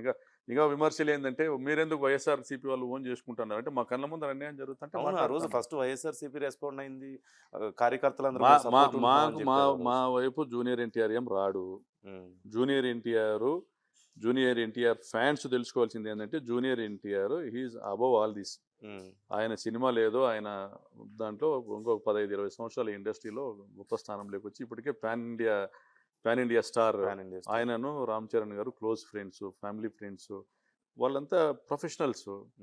ఇవన్నీ సెంటిమెంట్స్ రామారావును అభిమానించేటి తెలుగు ప్రజలకు ఉంటాయి, అలాంటి వాళ్ళకు ఉంటాయి. ఆయనకి ఏముంటుంది? ఆయనకి ఏముండదు. ఇప్పుడు ఈ రాష్ట్రంలో రాజశేఖర రెడ్డి గారు, రామారావు గారు 2 కళ్ళు. ఈ రాష్ట్రంలో ఎవరైనా జగన్ గారు కూడా రామారావు గారిని అభిమానిస్తారు, ఆయన సత్యమణి లక్ష్మీపార్వతి గారిని కూడా అమ్మాని పిలుస్తారు. మేము ఎప్పుడు కూడా వాళ్ళని తక్కువ చేసి మాట్లాడలేదు. కానీ ఇది లోకేష్ తెలుసుకోవాల్సింది ఏంటంటే ఆయన ఎదగాల్సినటువంటి లీడరు, ఇప్పుడు కలుపుకొని పోవాల్సినటువంటి అవసరం ఉంది. ఇది తప్పు, మా శాసనసభ్యుడు చేసింది తప్పే, ఇలా జరగాల్సింది కాదు. ఇవేం మాట్లాడక్కర్లే. వెళ్ళిపోయి కూర్చొని వాళ్ళ ఇంట్లో టీ తాగొచ్చినా, లేని వాళ్ళని పిలిపించుకొని ఇంట్లో కలిసి భోజనం చేసినా కూడా సమస్య సద్దుమని అవుతుంది. నేను ఈగోలకు పోవడం అనేది తప్పు. అధికారం ఈ రోజు ఉంటుంది, రేపు పోతుంది. రేపు పొద్దున మేము అధికారంలోకి వస్తాము. మేము అధికారంలోకి వచ్చినప్పుడు ఆ కుటుంబాన్ని మేము దగ్గర తీసుకోవాలి, మేమే వాళ్ళ ఇంటికి పోతాము. ఏమవుతుంది? అదే తప్పదు. అంటే జగన్ గారి పర్యటనలో చాలా ఉధృతంగా సాగుతున్నాయి. అంటే సహజంగా అధికారం మారిన తర్వాత, అంటే అధికారం కోల్పోయి నెక్స్ట్ వేరే పార్టీ అధికారంలోకి వచ్చిన తర్వాత వేరే ఇంకెవరైనా అయితే మామూలుగా ఒక 2 years కనీసం 2.5 years వెయిట్ చేసి అక్కడి నుంచి కొంచెం మళ్ళీ యాక్టివ్గా అవ్వడం చూస్తుంటాం. కానీ 1 year కూడా గడవక ముందే జగన్మోహన్ రెడ్డి గారు ప్రజల్లోకి వెళ్తున్నారు, పార్టీలు అప్పటికే కార్యకర్తలకు దిశానిర్దేశం చేస్తున్నారు, నెక్స్ట్ ఎలక్షన్స్కి ఇప్పటి నుంచే ప్రిపరేషన్ మొదలు పెట్టారు. ఏంటి స్ట్రాటజీ? కారణం ఏంటి? అంటే మీ ఉద్దేశం 5 ఏళ్ళు ప్రజల్ని గాలికి వదిలేసి లాస్ట్లో పోయి ఓట్లు అడగమంటారా? గాలికి వదిలేస్తున్నారు నేను చెప్పట్లేదు, జనరల్గా సినారియో నేను చెప్తున్నాను. అంటే సంఘటనలు జరుగుతున్నటువంటి పరిస్థితిని బట్టి, ఆ సంఘటనల తీవ్రతను బట్టి, రైతులు ఎదుర్కొంటున్న సమస్యల్ని బట్టి, వాటి తీవ్రతను బట్టి మేము వెళ్లాల్సిన అవసరం ఉంటుంది. కాబట్టి జగన్ గారు వెళ్తా ఉన్నారు. మీకు మిర్చి రైతుల సమస్య గురించి మిర్చి యార్డ్కి వెళ్ళారు గుంటూరులో, చిత్తూరులోని మామిడి రైతుల సమస్య గురించి బంగారుపాలెం వెళ్ళారు. అదేవిధంగా లింగమయ్య హత్య జరిగితే పాపిరెడ్డిపల్లి వచ్చారు, రామగిరి మండలం రాప్తాడు కాన్స్టిట్యున్సీ. అదేవిధంగా గుంటూరులో ఫస్ట్ నాకు తెలిసి పల్నాడులో వెలిగొండ కాన్స్టిట్యున్సీలో కూడా అక్కడ కార్యకర్త చనిపోతే అక్కడికి వెళ్ళినారు ఫస్ట్. దాంతో చాలా చాలా చోట్ల చాలా కార్యక్రమాల్లో ఆయన కంటిన్యూస్గా కార్యకర్తలకు అండగాను వెళ్తున్నారు, రైతులకు అండగాను వెళ్తున్నారు. ప్రజల్లో మాకు జగన్ ఉన్నాడు అనేటువంటి ఒక నమ్మకాన్ని నిలబెట్టుకుంటా ఉన్నారు. ఆయన అవసరము ఈరోజు ఆయన వచ్చిన తర్వాతే ఆయన బంగారుపాలెం వస్తేనే గవర్నమెంట్ ఆఫ్ ఇండియాకి లెటర్ రాస్తారు చంద్రబాబు గారు. ఆయన పర్యటనలో ఎందుకని ఇంత గందరగోళం? అంటే అది హింసాత్మకం అని అనలేములే కానీ బట్ ఆల్మోస్ట్ ఆ స్థాయిలో ఏముంటుంది బా. నేను ఇప్పుడు మీ స్టూడియోకి వచ్చిన ఈ స్టూడియో నుంచి ఎయిర్పోర్ట్కు నన్ను ఫోన్ ఇస్తే ప్రశాంతంగా జరగనిస్తారు. మధ్యలో ఎక్కడన్నా ఆపితే అదొక ఇష్యూ. ఆపినోడిది కదా తప్పు. మధ్యలో ఆపుతారు, పోలీసులు వచ్చి ఆపుతారు, అదొక ఇష్యూ అవుతుంది.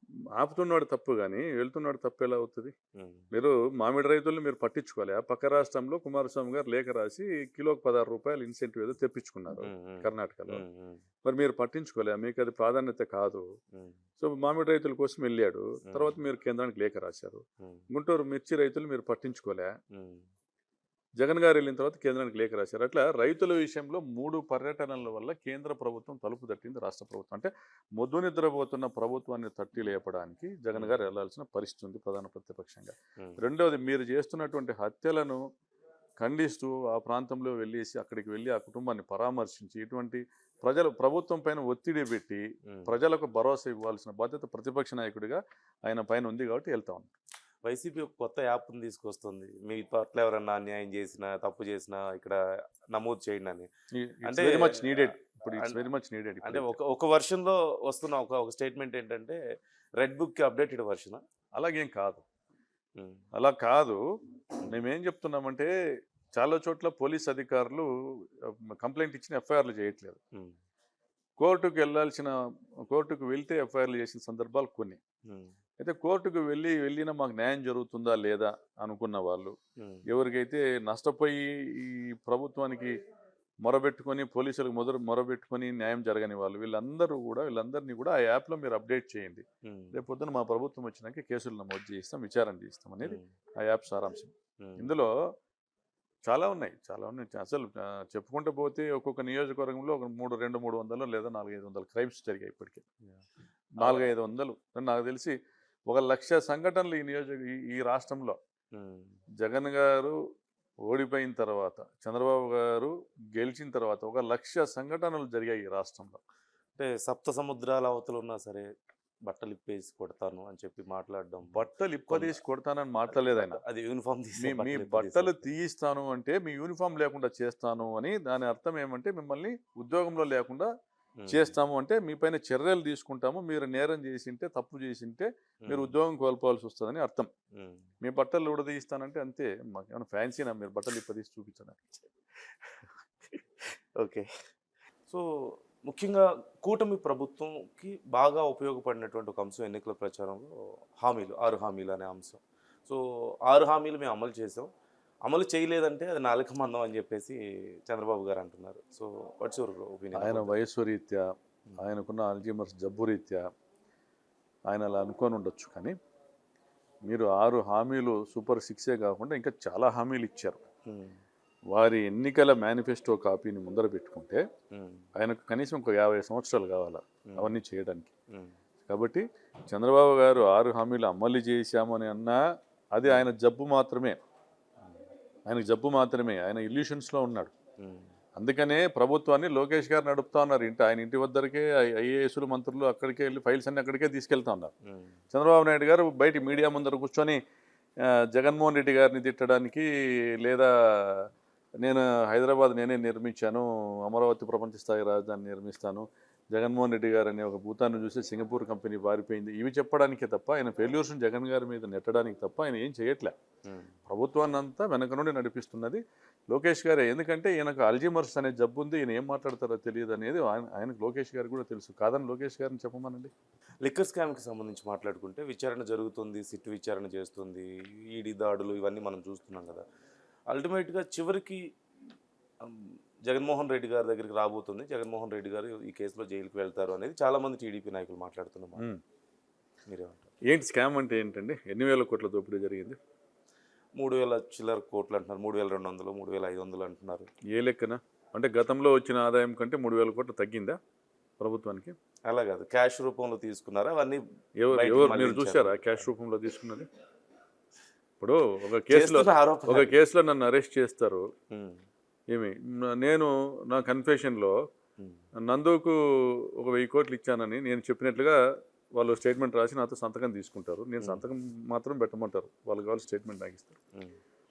అంటే మీరు ఎవరినో ఒకరిని తీసుకొచ్చి వాళ్ళని లొంగ తీసుకొని, ఒక అధికారిని తీసుకొని వచ్చి లొంగ తీసుకొని, మీరు ఈ కంపెనీకి ఈ కార్పొరేషన్కి ఎండీగా ఉన్నారు, మిమ్మల్ని ఉద్యోగం నుంచి తొలగిస్తాము అని బెదిరించి, ప్రభుత్వం అధికారం ఉంది కాబట్టి కేంద్రంలో రాష్ట్రంలో ఐఏఎస్లను తప్పనిసరిగా బెదిరించి ఆయనను అప్రూవర్గా తీసుకున్నామని చెప్పి ఒక స్టోరీ రాసి దాన్ని తీసిపోయి కోర్టుకు సబ్మిట్ చేసి రిమాండ్ రిపోర్ట్ ఇచ్చారు. కోర్టులో నా మీద 3rd డిగ్రీ ప్రయోగం చేశారని ఈ కేసుకు సంబంధించిన వాళ్ళు ఇప్పటికి 4-5 కోర్టుకు కోర్టు ముందర వాళ్ళ ప్లీ వాళ్ళు తెలియజేశారు. సార్ ఇలా జడ్జి గారు మా మీద 3rd డిగ్రీ ప్రయోగించారు, మమ్మల్ని బెదిరిస్తున్నారు. ఇప్పటికే ఈ కేసులో ఇటు జరుగుతున్నటువంటి తతంగాలన్నీ కూడా సుప్రీంకోర్టు కూడా ఏం మొట్టికాయలు వేసిందంటే, ఒక క్రైమ్ నెంబర్లో ఒక కేసులో ఒక ముద్దాయిని ఎవరినైతే విచారణ చేస్తారో అతను ఇచ్చిన కన్ఫెషన్ మేరకు మాత్రమే ఇంకొకరిని ముద్దాయిగా చేర్చడానికి లేదు అని ఉంది అని క్లారిటీ ఇచ్చింది. అంటే ఇక్కడ ఎవిడెన్స్ లేదు, ఇక్కడ మెటీరియల్ ఎవిడెన్స్ లేదు, డాక్యుమెంటరీ ఎవిడెన్స్ లేదు, పోనీ క్యాష్ రూపంలో ఈ క్యాష్ ఎక్కడ పోయిందనేది లేదు. మనం చూసాం 11 కోట్లు ఎక్కడ దొరికిందంటే 2,000 రూపాయల నోట్లు ఉన్నాయి. 2,000 రూపాయల నోట్లు ఎప్పుడు రద్దు అయ్యాయండి? అంటే మీ డొల్లతనం కదా. మీకు కనీసం వీళ్ళ మీద, మా లీడర్ల మీద ఆరోపణలు చేయడానికి కూడా మీరు పకడ్బందీగా 2,000 రూపాయల నోట్లు తొలగించేసి 500 రూపాయల నోట్లు పెట్టినా నమ్మిందిరేమో. 2,000 రూపాయల నోట్లు కనపడాలికి రాష్ట్రం అంతా అర్థమైపోయింది. ఏమైనా పాత డబ్బులని తీసుకొచ్చి పెట్టి ఫామ్ హౌస్లో దొరికినాయి, ఇంకో దగ్గర దొరికినాయి అనేసి.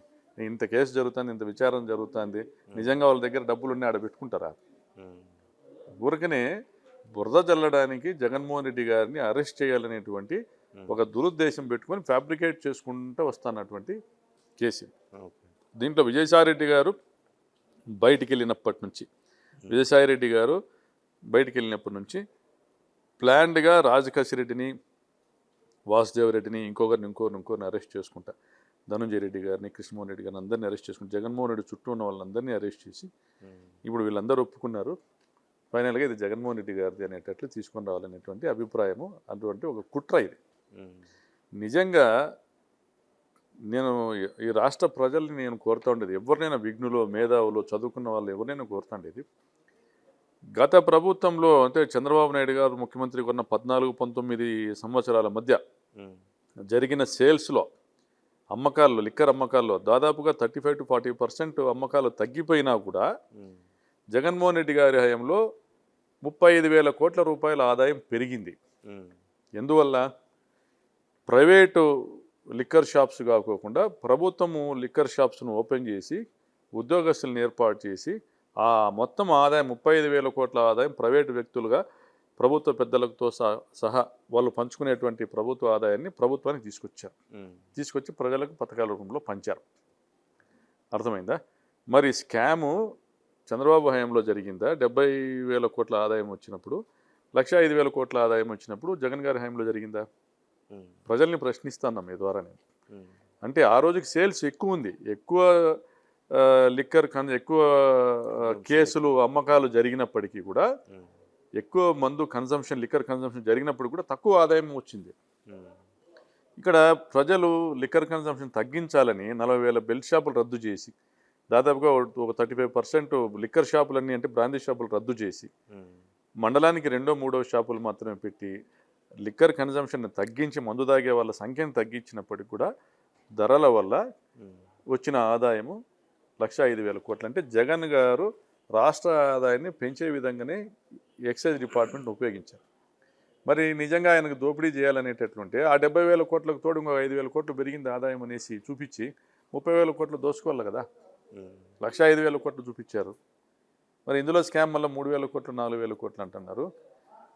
ఏదైనా ప్రభుత్వం ఎక్స్చెక్కర్స్ నుంచి, ప్రభుత్వ ఖాతాలో నుంచి ఒక షెల్ కంపెనీ అకౌంట్కి డబ్బులు పోయిందా, దానికి సీఎం గారు ఇచ్చినటువంటి క్యాబినెట్ అప్రూవల్లో సీఎం గారు ఎండార్స్ చేసినటువంటి కాగితం ఏదైనా ఉండి ప్రభుత్వ ఖజానా నుంచి 3,000 కోట్లు పోయింది, పలానా ఈ వ్యక్తి దగ్గరికి పోయింది, ఈ వ్యక్తి మళ్ళా లంచం తీసుకొచ్చి పలానా మంత్రికి ఇచ్చాడు, పలానా ఎంపీకి ఇచ్చాడు అనేసి చెప్తే అది స్కామ్. ఏంది లేదే, ప్రభుత్వ పాలసీనే ట్రాన్స్పరెంట్. మరి మీరు కేవలము జగన్మోహన్ రెడ్డిని జైలుకి పంపాలనేటువంటి ఉద్దేశంతో మాత్రం మీరు చేస్తున్నారు. పంపుతారని మీరు అనుకుంటున్నారు? నేను చెప్తున్నా కదన్నా, కూనీలు వాళ్ళు చేసి పరిటాల తమ్ముడు లింగమయ్యను చంపితే దాన్ని ప్రశ్నించినందుకు నా మీద కేసు పెట్టిన ప్రభుత్వం ఏమైనా చేయొచ్చు. జగన్మోహన్ రెడ్డిని జైలుకు పంపిన రోజే తెలుగుదేశం పార్టీ భూస్థాపితము జరుగుతుంది.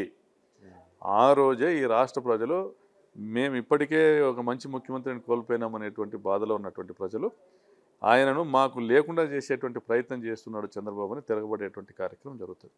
కాబట్టి ఆయనకు విఘ్నతకే వదిలేస్తున్నాం, చంద్రబాబు గారి విఘ్నతకే వదిలేస్తున్నాం. మీరేమో 5 ఏళ్లలో అయిపోతుంది ప్రభుత్వం, ఇంకా 4 ఏళ్లలో దిగిపోతున్నారు, అందుకే ఇదంతా ఏదేదో చేస్తున్నారని చెప్పి మాట్లాడుతున్నారు. పవన్ కళ్యాణ్ గారేమో ఇంకో 15 ఏళ్ళు చంద్రబాబు గారు సీఎంగా ఉండాలి, ఆయనకి మేము సపోర్ట్గా ఉంటాం, కూటమి ఇలాగే కొనసాగుతుందని ఆయన మాట్లాడుతూ ఉన్నారు. ఇప్పుడు ఏం దానివల్ల నష్టమైంది? పవన్ కళ్యాణ్ వెనక ఉన్నటువంటి సైన్యం ఏది కూడా ఆయన వర్కౌట్ అయినటువంటి ఈక్వేషన్. వినండి, ప్రజలు పిచ్చోళ్ళు కాదు.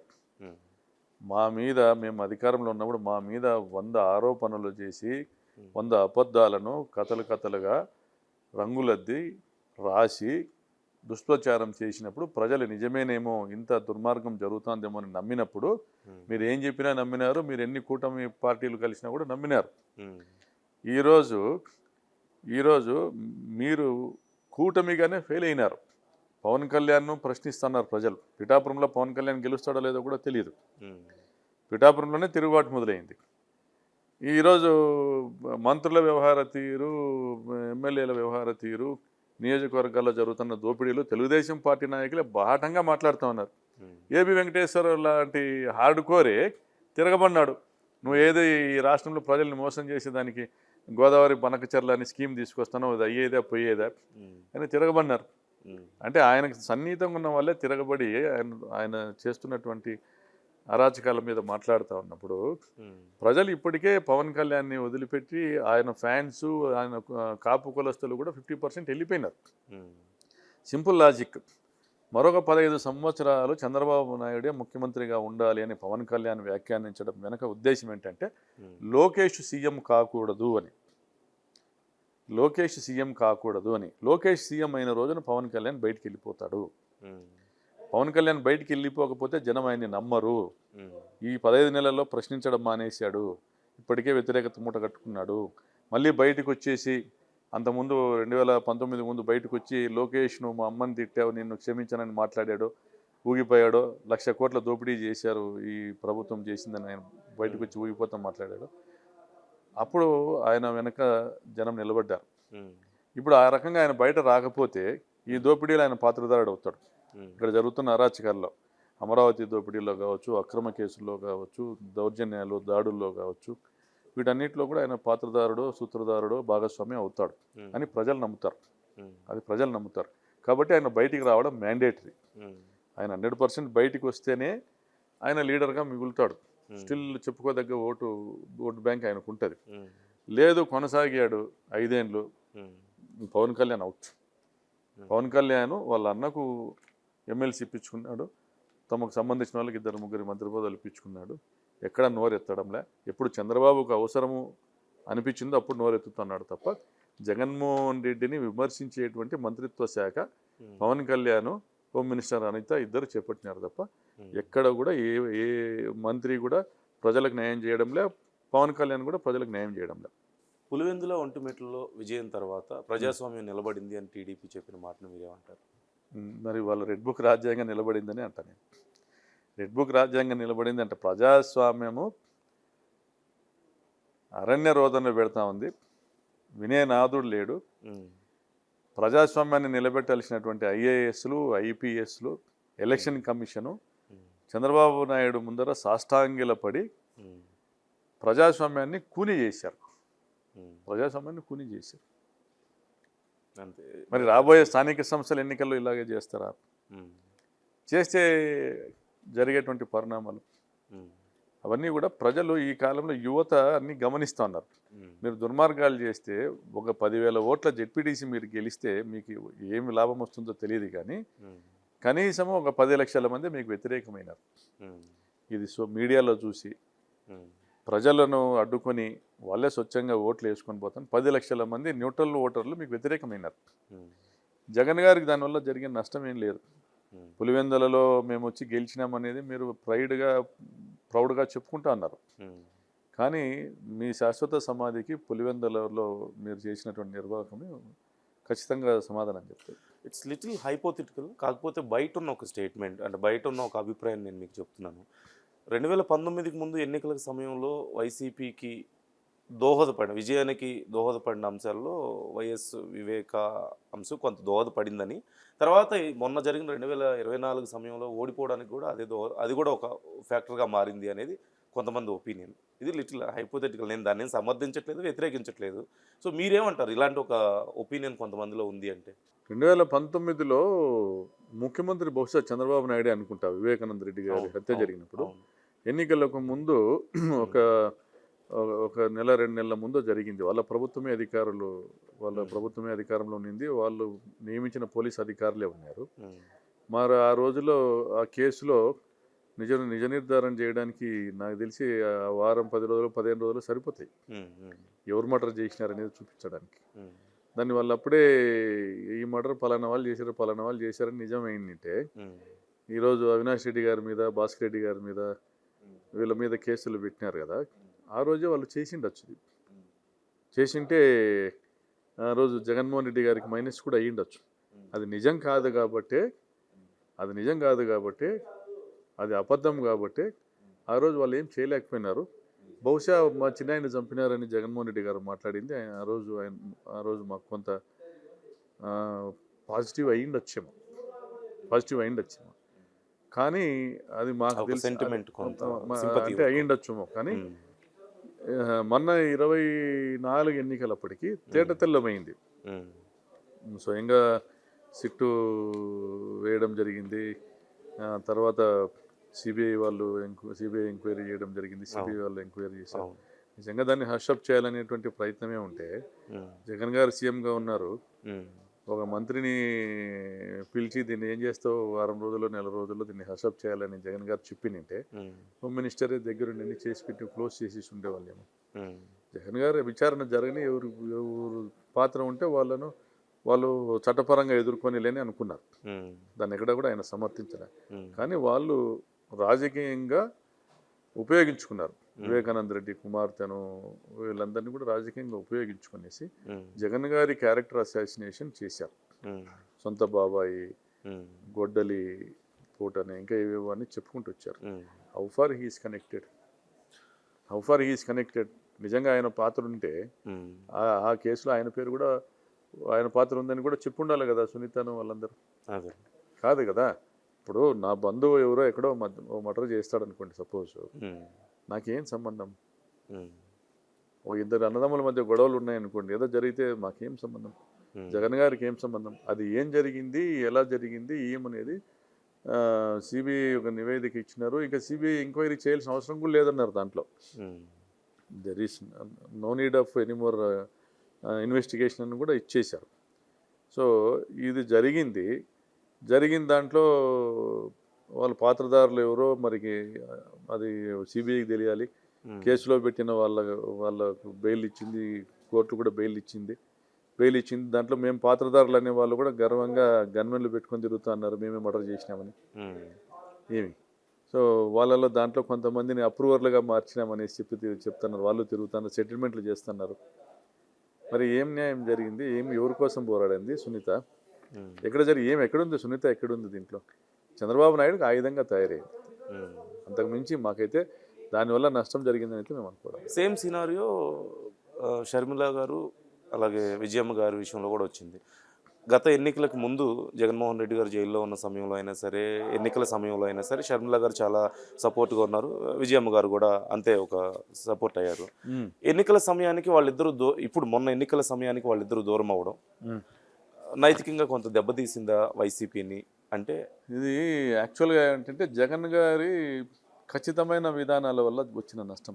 ఉమ్, జగన్ గారు అవుట్ ఆఫ్ ది వే తన సోదరికి ఉమ్, దోచిపెట్టేటువంటి విధానం ఆయన దగ్గర లేదు కాబట్టి ఉమ్, ఆ విభేదాలు అనేవి వచ్చినాయి. ఉమ్, జగన్ గారు ఏదన్నా పాలసీ ప్రకారం పొమ్మని చెప్తారు, ఉమ్, పాలసీ ప్రకారం ఏదైనా చేసుకోమంటారు. ఉమ్, అవుట్ ఆఫ్ ది వే ఏదైనా ఫేవర్ చేయాలని ఎవరైనా కోరినప్పుడు తప్పనిసరిగా ఆయన అలో చేయరు.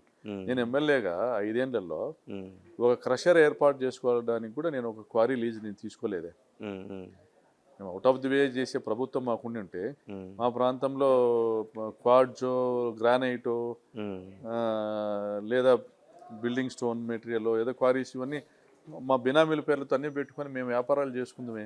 ఉమ్, నేనేం చేయలేదే. ఉమ్, అవుట్ ఆఫ్ ది వే చేయడం అనేది జగన్ ప్రభుత్వంలో సాధ్యం కాదు.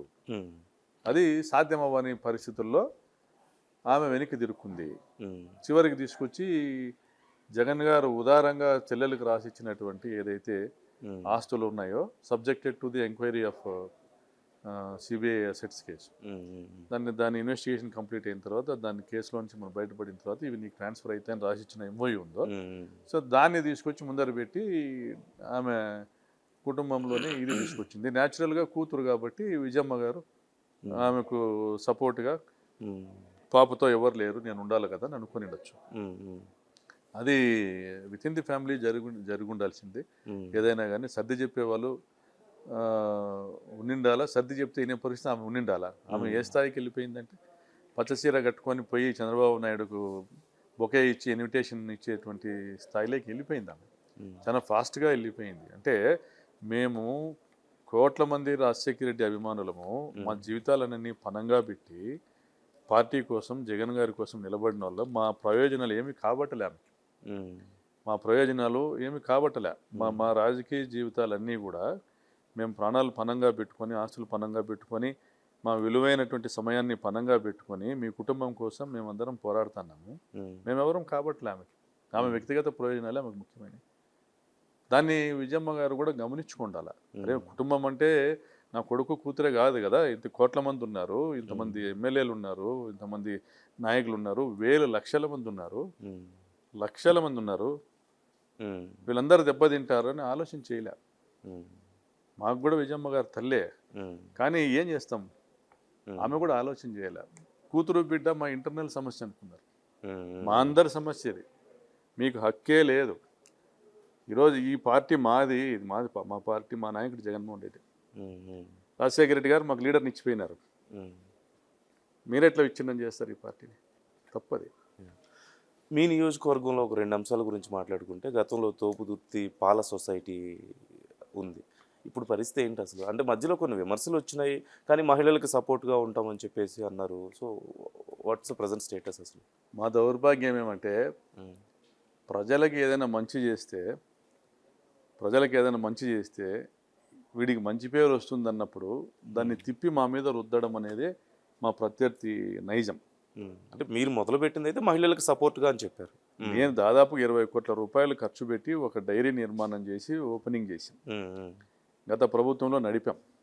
ఈ ప్రభుత్వం వచ్చిన తర్వాత ఈ ప్రభుత్వ విధానాలను బట్టి ఆ డైరీ మూసేయాల్సి వచ్చింది.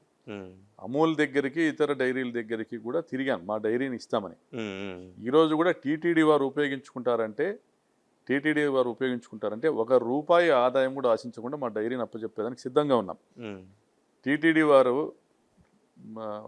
వెంకటేశ్వర స్వామికి కావలసినటువంటి నెయ్యి కోసమో, కావలసినటువంటి పాల కోసమో మా డైరీని ఉపయోగించుకుంటారంటే ₹1 ఆదాయం ఆశించకుండా టీటీడీకి అప్పచెప్తాం.